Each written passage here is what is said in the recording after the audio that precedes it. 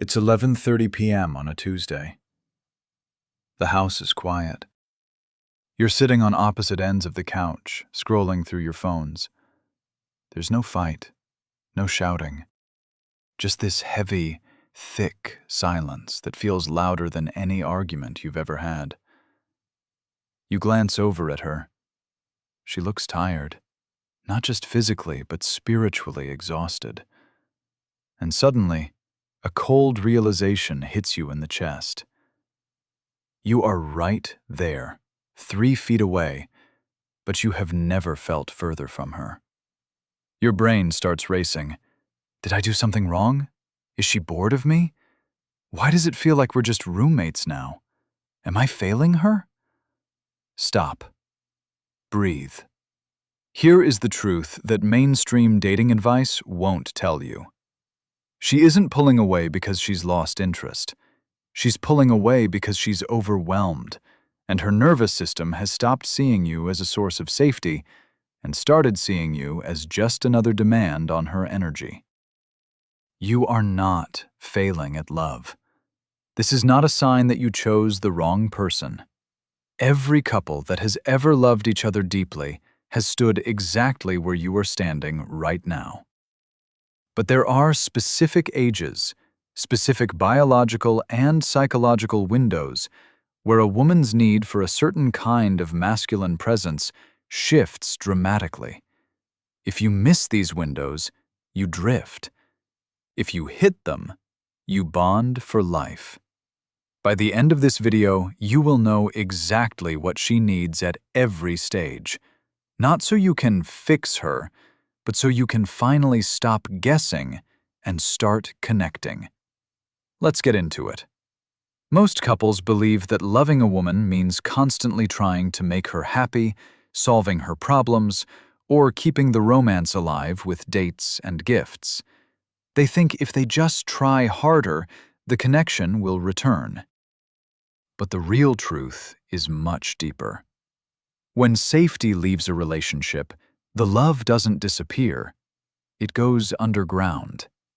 What looks like distance, criticism, or indifference is usually a woman's nervous system screaming for regulation. Her body is reading your energy before her mind can even process your words. If you are anxious, chasing, or trying to manage her emotions, her system registers you as unsafe. And when a woman feels unsafe, she cannot connect. She can only protect. This isn't about incompatibility. It's about the anxious avoidance cycle playing out between two people who both want the same thing: to be seen, held, and understood without having to perform for it. You don't drift apart because you stopped caring. You drift apart because you stopped being curious about what is happening beneath the surface of her behavior. Today we aren't talking about tricks. We are talking about understanding the developmental seasons of a woman's life so you can stop fighting the current and start swimming with it. Point 1. The age of identity formation, early 20s. The shift from validation to witnessing. Most people in relationships during their early 20s think love is about intensity. They think if the highs are high and the lows are low, that's passion.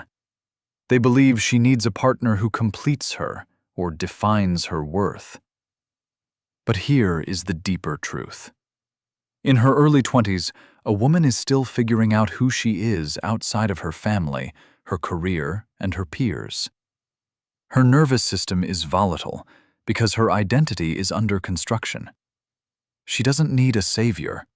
She needs a witness. She needs a man who is solid enough to let her explore herself without crumbling when she changes. Think about it. The disconnecting version looks like this. She tries a new hobby or changes her style, and you joke about it. Or worse, you get insecure and ask, "Are you trying to impress someone else?" Her brain quietly registers, "He loves the idea of me, not the reality of me." Now, look at the connecting version. She comes home excited about a risky career move. You don't offer advice. You don't list the risks. You look her in the eye and say, "I love watching you come alive like this. Tell me more." That's the shift.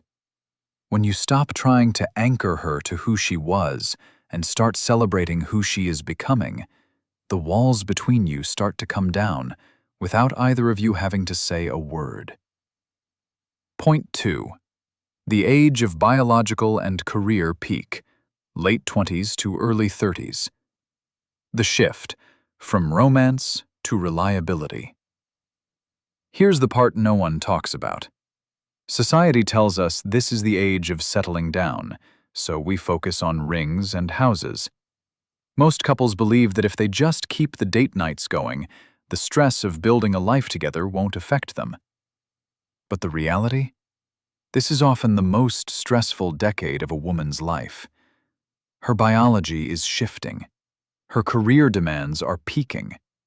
Her nervous system is flooded with cortisol. She isn't looking for grand gestures. She is looking for predictability. Not louder conversations. Not more compromising. Not scheduling a weekly check-in, but two people who actually feel safe enough to rely on each other when the world is chaotic. Imagine this scenario. She's had a brutal day. The disconnecting response is you asking, "What's wrong?" repeatedly, or trying to fix her problem immediately. Her internal monologue is, "I don't have the energy to explain this. I just need it to stop." The connecting response, you see the tension in her shoulders. You don't ask questions. You walk over, put a hand on her back, and say, "I've got dinner handled. Go take a shower. I'm here." Something in her nervous system exhales. She thinks, "I don't have to carry it all. He's got this." That's when your partner stops feeling like a problem to manage and starts feeling like a person to come home to. Point 3. The age of deepening intimacy.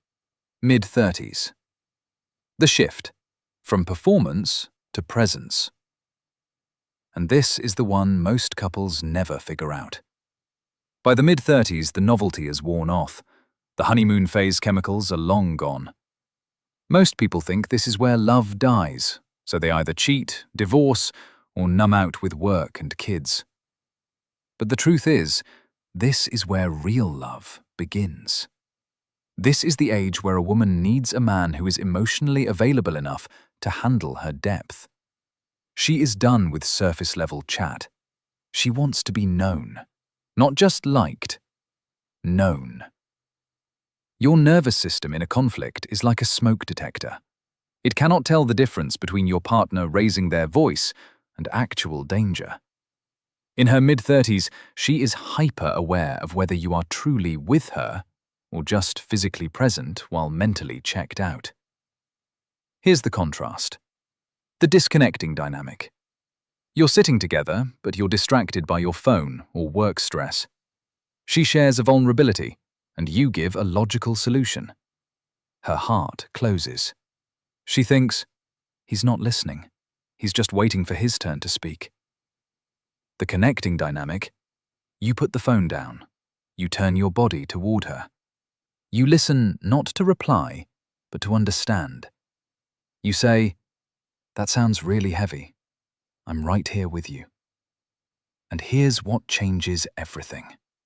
When you offer presence instead of solutions, she feels seen. That's the shift that turns a relationship that feels like a negotiation into one that feels like a refuge. Point 4. The age of re-evaluation. Late 30s to early 40s. The shift from control to partnership. This is where it gets really interesting. Often called the midlife crisis window, this is a time of profound internal questioning for women. She looks at her life and asks, "Is this all there is?" Most couples panic here. The man tries to control the situation, tightening his grip, demanding loyalty, or dismissing her feelings as just a phase. But beneath the surface, she isn't leaving you. She's leaving the version of herself that played it safe. She needs a partner who is secure enough to let her question everything without taking it as a personal attack. Let's look at the language. The disconnecting response. She says, "I feel like I've lost myself in this routine." You respond defensively. "After everything I've done for us, you're ungrateful." Her brain registers, "My truth is dangerous to him. I must hide it." The connecting response. You stay calm. You say, "I hear you. I want you to feel alive, not just busy. What does finding yourself look like to you right now? How can I support that?" What's moving through her is, "He's not threatened by my growth. He's my teammate." That creates a level of trust that is unbreakable. It transforms fear into freedom. Point 5. The age of legacy and vulnerability, 40s and beyond. The shift from strength to softness. Finally, we reach the stage where the masks really come off. In her 40s and beyond, a woman often faces aging parents, changing bodies, and a shift in societal visibility. Most men think she needs them to be the strong, silent type, the rock that never cracks. But the brutal truth? She needs you to be human. She needs you to be vulnerable. If you remain stoic and distant, she will feel alone in her vulnerability. She needs to know that you are also navigating the complexities of life, that you have fears too, and that you are willing to share them. Emotional distance in a relationship isn't like a wall. It's like scar tissue that forms slowly over 100 small moments that never got repaired. In this stage, repair is everything. The disconnecting pattern. You suffer in silence. You withdraw when stressed. She tries to reach out, and you shut down. She feels, "I am alone in this marriage." The connecting pattern. You admit, "I'm struggling with this too. I'm scared about X. I need your support." And when you do that, the dynamic flips. She doesn't see weakness. She sees courage. She feels, "We are in this together. I am not alone." That is the ultimate intimacy. It's not built in the big moments. It's built in the 30-second ones, when you choose to be real instead of right. This isn't a checklist. It's an invitation to show up differently. When you internalize this, you stop reacting to her moods and start responding to her needs. You stop seeing her changes as threats and start seeing them as invitations to deepen your bond. Your partner will feel the difference in your energy before you've even said a word. These aren't tips for a better relationship. They're the beginning of becoming the kind of partner you always wanted someone to be for you. Real intimacy doesn't start when you find the right person. It starts when you decide to become one. If this resonated with you, if you felt that shift in your perspective, hit that like button so this message reaches other men and women who are ready to stop drifting and start connecting. And if you want to go deeper into how to master these conversations, check out the video linked right here. Thanks for watching. Keep showing up.